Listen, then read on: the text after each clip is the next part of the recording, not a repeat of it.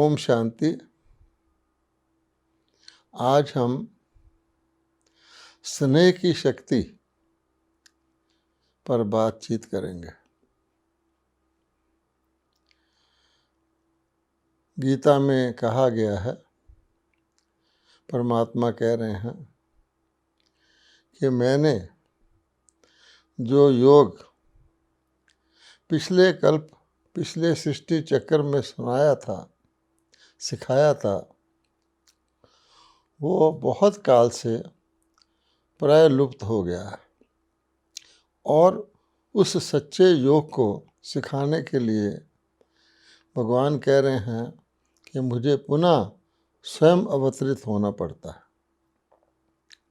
और ईश्वरीय ज्ञान के अनुसार, क्योंकि योग से पहले योग के बारे में ज्ञान चाहिए, तो ईश्वरीय ज्ञान के अनुसार योग का वास्तविक अर्थ ये है कि स्वयं को आत्मा समझकर परम पिता परमात्मा को याद करना। तो ये ज्ञान है योग लगाने का कि पहले हम अपने आप को शरीर की बजाय आत्मा माने और आत्मा ही परम पिता परमात्मा को याद करती है। यही योग का वास्तविक अर्थ है। अब जो भी योग लगाते हैं या परमात्मा को हम याद करते हैं, तो उसमें हम ये देखते हैं कि हमारी याद सदा नहीं रहती, निरंतर नहीं रहती। सोचा जाए इसका क्या कारण है, तो जैसे बीज, ज्ञान रूपी बीज से जो पौधा लगता है, उसको अगर स्नेह का पानी ना दिया जाए तो पौधा पूरा फल नहीं दे सकता। इसी प्रकार से याद करना परमात्मा को, ये तो विधि है, लेकिन परमात्मा के याद में अगर स्नेह नहीं है तो फिर क्या होता है कि हम निरंतर अथवा सदा काल परमात्मा को याद नहीं कर सकते, क्योंकि हमारी याद बट जाती है।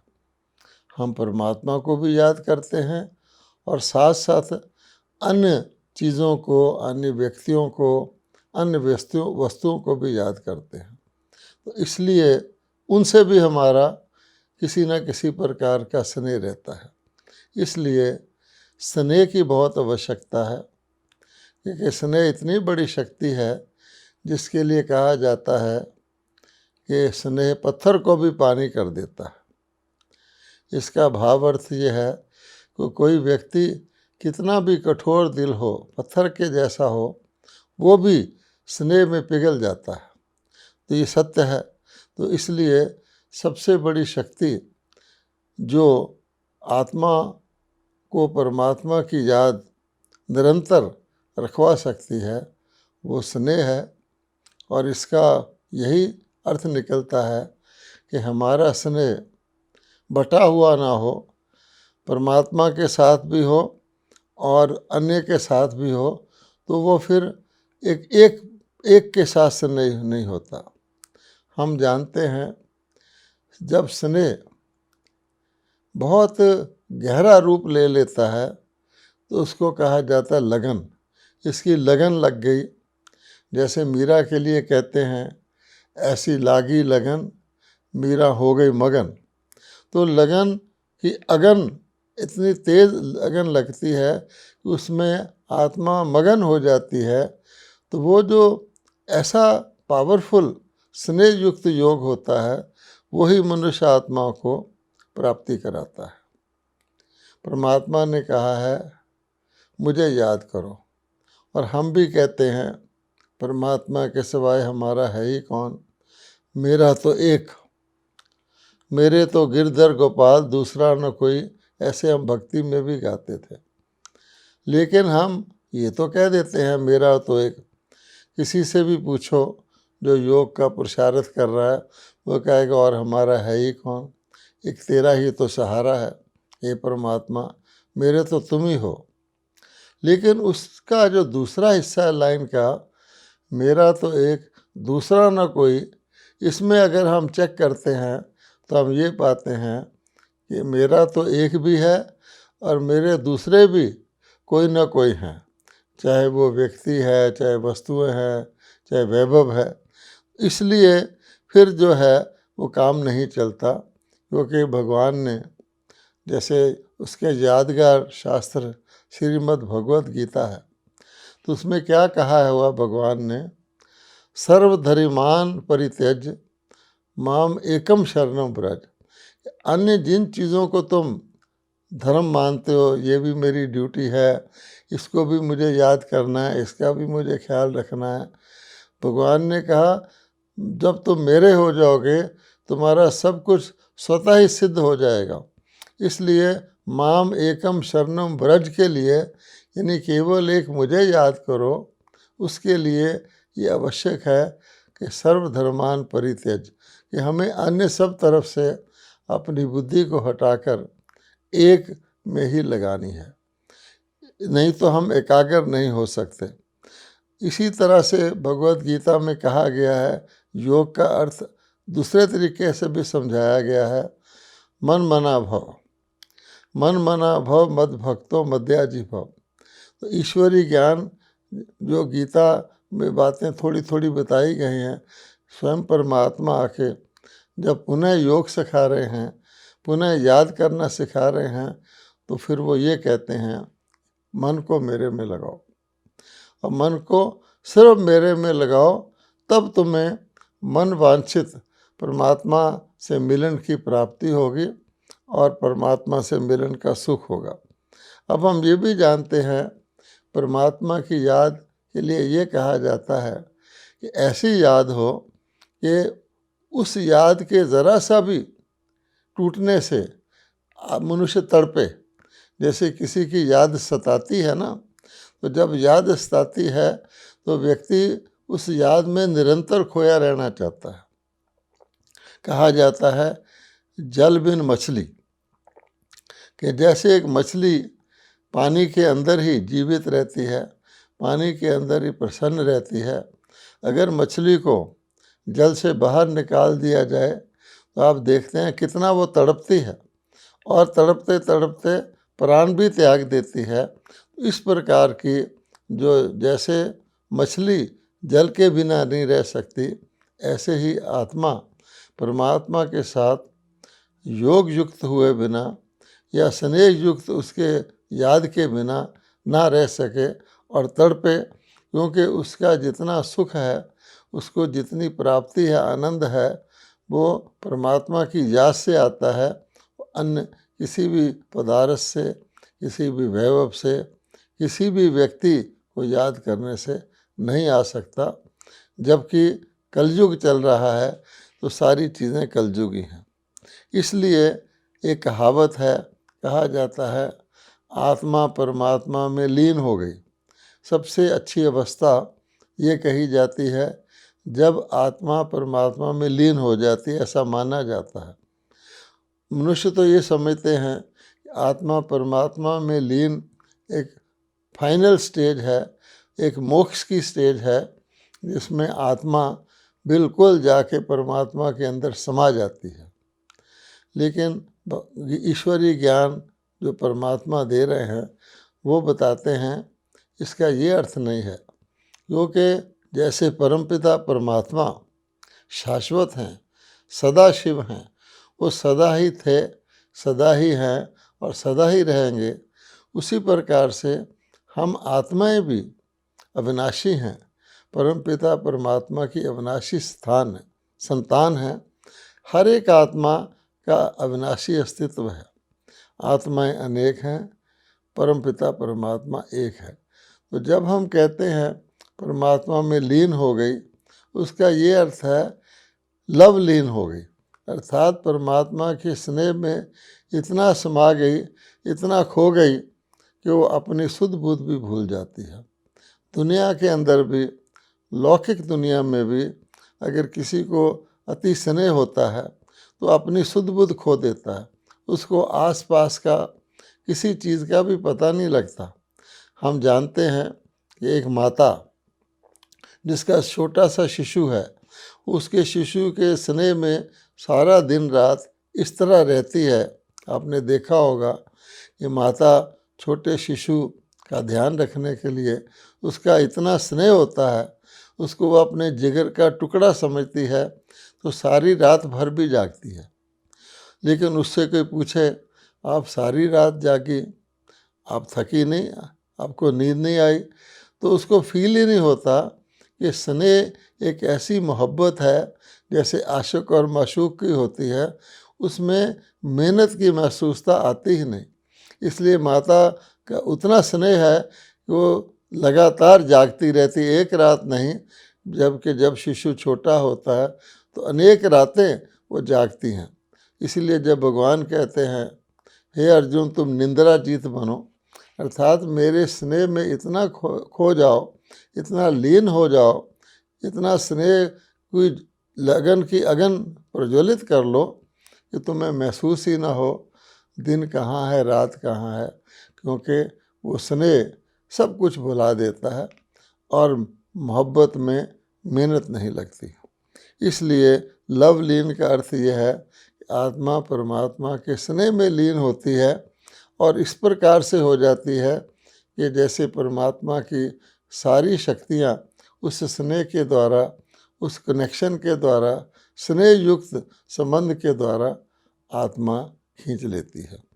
और इसी प्रकार से आप देखेंगे प्रसिद्ध है कि गोप गोपियाँ जो थे, अर्थात पुरुष और स्त्रियाँ जो थे, वो परमात्मा की याद में या परमात्मा को अपने संग पाकर उन्होंने तो स्थूल शारीरिक रूप बना दिया है, शारीरिक रूप में गोप और गोपियाँ बना दिए हैं, और शारीरिक रूप में श्री कृष्ण को हर गोपी के साथ दिखा दिया गया है नाचते हुए, जिसको महारास भी कहते हैं कि हर गोपी के साथ भगवान है। लेकिन जब परमात्मा स्वयं कह रहे हैं कि योग का मूलाधार ही है अपने को आत्मा समझकर मुझ परमात्मा को याद करना, भगवत गीता जो यादगार शास्त्र है ईश्वरीय ज्ञान का, उसके शुरू में ये कह दिया गया है कि तुम आत्मा हो, अजर हो, अमर हो, अविनाशी हो, शरीर तो नश्वर है, तो इसमें शरीरों की बात तो है ही नहीं। जिस प्रकार से शारीरिक रूप में गोप गोपियाँ नाचते हुए दिखा गए हैं, वास्तव में ये मन का मयूर नाचता है जब आत्मा का परमात्मा के साथ कनेक्शन होता है। जैसे कहते हैं बरसात होती है तो मोर नाचते हैं, तो ये ज्ञान की वर्षा की बात है। इसलिए वो शारीरिक रूप देने से फिर उन्होंने परमात्मा का भी शारीरिक रूप दे दिया है, आत्माओं को भी शारीरिक रूप दे दिया है। इस प्रकार से उनका योग भी शारीरिक हो गया। आज आप देखेंगे जितने भी प्रकार के योग आज प्रचलित हैं, जिनके लिए भगवान ने कहा है कि मेरा सिखाया हुआ ओरिजिनल असली वास्तविक योग जो प्राप्ति करवाने वाला है वो प्राय लुप्त है, तो आप देखेंगे कि उसके अंदर यही बात आती है कि वो योग शारीरिक बना दिया गया है। तो शारीरिक आसनों को, क्रियाओं को, इसको योग कहना शुरू कर दिया। लेकिन भगवान क्या कहते हैं? भगवान कहते हैं कि नहीं, जो जिसके लिए कहा गया है कि गोप गोपियाँ नाचते थे परमात्मा के संग में, वो आत्मा और परमात्मा के संग की बात है जिसमें आत्मा का मन नाचता है। और इसलिए साथ ये भी कहा गया है कि अति इंद्रिय सुख पूछना हो तो गोपी वल्लभ के गोप गोपियों से पूछो। ये बात बहुत महत्वपूर्ण है, हम इसको कहते तो आए हैं, लेकिन अति इंद्रिय सुख पूछना हो तो गोपी वल्लभ के गोप गोपियों से पूछो। इसका अर्थ क्या निकलता है? वल्लभ कहते हैं पिता को। खास नोट करने की बात है कि गोप गोपियों के पिता तो श्री कृष्ण तो पिता नहीं हो सकते, वो परम पिता परम आत्मा के लिए कहा गया पिता है। कोई भी आत्मा आत्मिक रूप से दूसरी आत्मा के पिता नहीं हो सकती, वो तो परम पिता की बात हो रही है। तो परम पिता के साथ अगर आत्माएं योग लगाती हैं, उससे जो सुख की प्राप्ति होती है उसको कहा जाता है अति इंद्रिय सुख। अर्थात उस सुख का शारीरिक इंद्रियों से कोई कनेक्शन नहीं है। दूसरे शब्दों में जो शारीरिक इंद्रियों द्वारा सुख भोगा जाता है वो शारीरिक सुख होता है। उसके लिए शरीर की आवश्यकता होती है। आँखों के द्वारा कोई अच्छा दृश्य देख लें तो आँखों का सुख, कानों के द्वारा कोई अच्छी बात सुन लें, अपनी तारीफ सुन ले, कोई संगीत सुन ले तो कानों का सुख। तो इसी प्रकार से जिह्वा के अंदर कोई स्वादिष्ट भोजन रख दें तो उसका सुख। अर्थात वो इंद्रियों पर आधारित है। अगर आपकी आँखों का प्रयोग ना करें, कानों का ना करें, जिह्वा का ना करें तो इंद्रिय सुख की अनुभूति हो नहीं सकती। लेकिन सारे शरीर का प्रयोग ना करें, केवल आत्मा अपने मन और बुद्धि को यूज़ करे तो उसमें शारीरिक इंद्रियां तो आती ही नहीं है, बल्कि मन बुद्धि से भी परे चली जाए। अपने आत्मिक स्वरूप में स्थित होकर जो परमपिता परमात्मा का संग रखते हैं, जिसको लोगों ने सत्संग भी कह दिया है, लेकिन आज सत्संग भी कीर्तन भजन इत्यादि का रूप ले लिया है। उसमें भी देवी देवताओं की गायन, उनका कीर्तन करते हैं, खुश हो जाते हैं।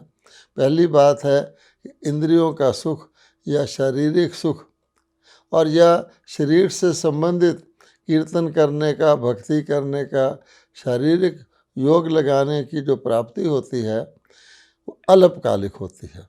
आप देख लीजिए, शरीर की कोई भी इंद्री को यूज़ करेंगे तो अल्पकाल के लिए उसका सुख मिलेगा। उसी इंद्री को ज़्यादा प्रयोग करेंगे तो सुख दुख में बदल जाएगा। मान लीजिए आप आँखों से कोई बहुत अच्छा दृश्य देख रहे हैं, लेकिन लगातार आप आँखों के द्वारा उस दृश्य को कितना समय देख सकते हैं? ज़्यादा से ज़्यादा 8 घंटे, 10 घंटे, 12 घंटे। उसके बाद आपकी इंद्री जवाब दे जाएगी, अब मैं थक गई हूँ, अब मैं इसको नहीं देख सकती। कानों के द्वारा आप मधुर से मधुर संगीत भी सुनेंगे तो कितनी देर सुन सकते हैं? आखिर आपके कान थक जाएंगे, आप कहेंगे बस बस हो गई आप। इसी तरह जिह्वा के द्वारा आप अति स्वादिष्ट व्यंजन खाएंगे, कितना खा सकते हैं? कुछ समय के बाद आप स्वयं ही कह देंगे बस अब मुझे और नहीं चाहिए। जैसे जानवर जो होते हैं, मान लो किसी गाय को कोई घास खिलाता है तो जितनी घास उसको खानी है उसके खाने के बाद वो खाना बंद कर देती है। और अगर कोई ज़्यादा खिलाने की कोशिश करे तो उसको सींग मारती है। परंतु मनुष्य से तो आजकल के कहा जाता है, मनुष्य जानवर से भी, पशु से भी नीचे चला गया है। मनुष्य उस वार्निंग को कैंसिल करके स्वादिष्ट भोजन अपनी आवश्यकता से ज़्यादा भी खा लेता है। फिर भी आप देखेंगे कितना ज़्यादा खा लेगा, आखिर तो उसको बस करना पड़ेगा। इसलिए जो अतीन्द्रिय सुख है, जो परमात्मा के साथ आत्मा के मिलन रूपी सच्चे योग या उस स्नेह युक्त याद से होता है, वो सुख न्यारा ही होता है। दूसरी बात क्या होती है? योग का अर्थ है संबंध। आप जानते हैं भगवद गीता के पहले पृष्ठ पर ही क्या लिखा हुआ है कि तुमेव माता च पिता तुमेव बंधु च सखा तुमेव विद्या द्रवणम तुमेव सर्वम मम देव देवा। अर्थात सारे संबंध हे परमात्मा तुम्हारे साथ हैं। तो जब आप कोई भी संबंध रखते हैं तो उससे प्राप्ति होती है, उससे खुशी मिलती है, और संबंध का कनेक्शन भी स्नेह से है। आप देखेंगे संबंध से प्राप्ति होती है। माता के संबंध से और प्रकार की प्राप्ति है, पिता के संबंध से, बंधु के संबंध से, सखा के संबंध से, तो सर्व संबंधों से सर्व प्रकार की प्राप्ति होती है। तो संबंध से प्राप्ति होती है और प्राप्ति के लिए ही संबंध रखा भी जाता है। लोग मित्रता करते हैं एक दूसरे के साथ सखा के रूप में, तो प्राप्ति देखकर करते हैं कि ऐसा मित्र हो। सच्चा जो मित्र होता है वह व्यक्ति भाई से भी ज़्यादा उसके साथ अपनी बातें शेयर करता है। तो इसलिए अन्य से संबंध हटाने के लिए परमात्मा के लिए कहा गया कि अगर तुम सारे संबंध क्योंकि ये सारे संबंध शारीरिक हैं, माता पिता बंधु सखा इत्यादि। तो अगर इस परमात्मा के साथ ही सारे संबंध रख लिए जाएं, जो कि स्नेह का सागर है, तो सारी प्राप्तियां ही परमात्मा से हो जाएंगी। तो जब हम कहते हैं परमात्मा की निरंतर याद रखो, परमात्मा सर्वशक्तिवान है, वो हर प्रकार की प्राप्ति कराने वाला है। आप देखते हैं जब किसी का कोई लौकिक संबंधी नहीं रहता, किसी के माता पिता गुजर जाते हैं या किसी के बच्चे की मृत्यु हो जाती है, किसी के माँ नहीं होती, तो कहते हैं परमात्मा को याद करो, अर्थात परमात्मा उस संबंध की पूर्ति कर देते हैं। अगर हम लौकिक में रहते हुए परमपिता परमात्मा को आत्मिक रूप से सच्चे स्नेह से, रूहानी स्नेह से याद करेंगे, तो सारी ही प्राप्तियाँ हमें परमात्मा से हो सकती हैं। दुनिया के अंदर ईश्वरीय ज्ञान के द्वारा हमें बताया गया है कि 3 ऐसे संबंध होते हैं जिसमें जिसके साथ संबंध है उससे हमारा कोई कर्म का अकाउंट नहीं होता, लेकिन वो संबंध हमें कुछ प्राप्ति कराता है। एक तो पिता का संबंध होता है। हर पिता अपनी संतान को कुछ ना कुछ वर्षा या इनहेरिटेंस देता है। कोई पिता गरीब होगा तो थोड़ा इनहेरिटेंस देगा, बहुत बड़ा साहूकार होगा तो ज़्यादा इनहेरिटेंस देगा, लेकिन पिता एक फ़र्ज के तौर पर, एक स्वाभाविक स्नेह के आधार पर अपनी संतान को इनहेरिटेंस देता ही है। यहाँ तक ये संबंध है, अगर किसी धनाढ्य व्यक्ति के पास संतान ना हो तो तरसता है, तड़पता है, कोशिश करता है, मिन्नतें मांगता है कि मेरे संतान हो जाए ताकि मेरे शरीर छूटने के बाद ये मेरी सारी प्रॉपर्टी का कोई उत्तराधिकारी तो हो। अगर संतान फिर भी नहीं होती तो किसी के गरीब के बच्चे को वो अपना गोद का बच्चा बनाकर, धर्म का बच्चा बनाकर भी अपनी संतान बनाता है, अर्थात अडॉप्ट करता है, ताकि वो अपनी सारी मलकियत उस बच्चे के नाम कर सके। अर्थात ये इनहेरिटेंस देने का स्वाभाविक संबंध होता है। इसी प्रकार से गुरु कहा जाता है शिक्षक। तो शिक्षक भी बच्चे को पढ़ा करके, शिक्षा दे करके, संसारिक विद्या सिखा कर भी, शिक्षक अगर प्राइमरी स्कूल का शिक्षक है, वो तो प्राइमरी स्कूल के बच्चों को पढ़ाता रहता है, लेकिन उसका जो स्टूडेंट है, उसका जो विद्यार्थी है, वो किसी दिन राष्ट्रपति भी बन जाता है। इसलिए लोग शिक्षक का भी बहुत सम्मान करते हैं, क्योंकि शिक्षक का काम ही होता है विद्या देना, और टीचर्स डे भी मनाया जाता है। शिक्षक को जो थोड़ी बहुत तनख्वाह मिलती है वो तो उसके जीविका के लिए मिलती है, लेकिन व्यक्ति जीवन भर अपने शिक्षक को याद रखता है, इसने मुझे शिक्षा दी थी, जिस कारण से आज मैं जो कुछ हूँ वो शिक्षा की बदौलत हूँ। तीसरा संबंध गुरु का होता है। तो गुरु भी कहा जाता है, व्यक्ति को आशीर्वाद देता है, उसको वरदान देता है, गुरु भी उससे कुछ एक्सपेक्ट नहीं करता है। तो पिता शिक्षक गुरु ये संबंध सबसे श्रेष्ठ गाए जाते हैं, क्योंकि इसमें लेने देने का हिसाब किताब नहीं होता। लेकिन परमात्मा कहते हैं कि परम पिता, परम शिक्षक और सतगुरु मैं ही हूँ। तो ये तीनों संबंध जब हम आत्मा परमात्मा से जोड़ लेती है तो क्या होता है, परम पिता से जो इनहेरिटेंस मिलता है, जो उनके बच्चों को विरासत मिलती है, उस जैसा तो कोई शारीरिक पिता दे नहीं सकता। शारीरिक पिता के होते हुए भी लोग परम पिता को याद करते हैं, इसलिए उनको पिताओं का पिता कहा जाता है। अर्थात हमारे पिता भी उनसे मांग रहे हैं। तो परमात्मा तो जब उनसे मिलन होता है, जब उनसे योग लगता है, जब वो धरती पर आते हैं, तो अगले आने वाले सतयुग और त्रेता युग में देवी देवताओं के रूप में, अर्थात स्वर्गवासी के रूप में, सच्चे स्वर्ग का इनहेरिटेंस वो अपनी संतान को दे देते हैं। शिक्षक के रूप से देखा जाए तो संसारिक शिक्षक तो हमें अल्पकालिक शिक्षा पढ़ाते हैं, जिससे हमें कुछ थोड़ा बहुत दुनिया का नॉलेज हो जाता है। इस दुनिया की हम हिस्ट्री ज्योग्राफी को जान लेते हैं और हमारी आजीविका चलती है। लेकिन परमपिता परमात्मा ईश्वरीय ज्ञान के द्वारा तो छोटे छोटे बच्चों को भी तीनों कालों तीनों लोकों का ज्ञान दे देते हैं, सारे सृष्टि चक्कर का ज्ञान देते हैं, जिसको लोग स्वदर्शन चक्कर के रूप से याद करते हैं। तो परम शिक्षक ऐसी शिक्षा देखते हैं जो हम उनके द्वारा मास्टर त्रिकालदर्शी बन जाते हैं, मास्टर त्रिलोकीनाथ बन जाते हैं, हमारा तीसरा नेत्र खुल जाता है। सतगुरु के रूप में भी परमात्मा कहते हैं, मैं तुम्हें ऐसे वरदान देता हूँ जिन वरदानों के आधार पर आप बिना कुछ किए अन्य किसी कर्म को करेंगे, आपको कुछ ना कुछ करना पड़ेगा। भक्ति करेंगे तो भी भक्ति करनी पड़ेगी, दान करना, लेकिन वरदान एक ऐसी चीज़ है परमात्मा उसको स्वतः ही दे देते हैं, वरदान मांगा नहीं जाता।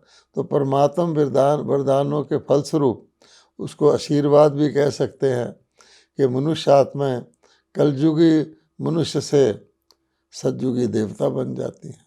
तो इसलिए ये संबंध भी बड़ा इम्पोर्टेंट है, और संबंध का आधार स्नेह होता है। रूहानी स्नेह से हम अन्य आत्माओं को भी अपने रूहानी भाई बहन देखते हैं, तो उनसे भी हमें सच्चा रूहानी स्नेह मिलता है।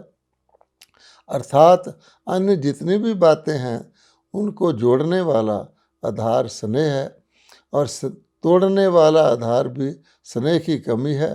और अगर हम परमपिता परमात्मा से निरंतर स्नेह रखना चाहते हैं, अर्थात ऐसी लगन की अगन जलाना चाहते हैं जिससे हमारे पिछले पाप दगत हो जाएं, पिछले सब हम बंधनों से मुक्त हो जाएं, तो हमें ये याद रखना चाहिए कि स्नेह की शक्ति बहुत इम्पोर्टेंट है। जैसे पौधे को पानी देना इम्पोर्टेंट है, ऐसे जीवन को सरस बनाने के लिए और सारे संबंधों को संबंध बनाने के लिए, बंधन तोड़ करके उनको बंधन को संबंध के रूप में बदलने के लिए स्नेह की शक्ति अति आवश्यक है। ओम शांति।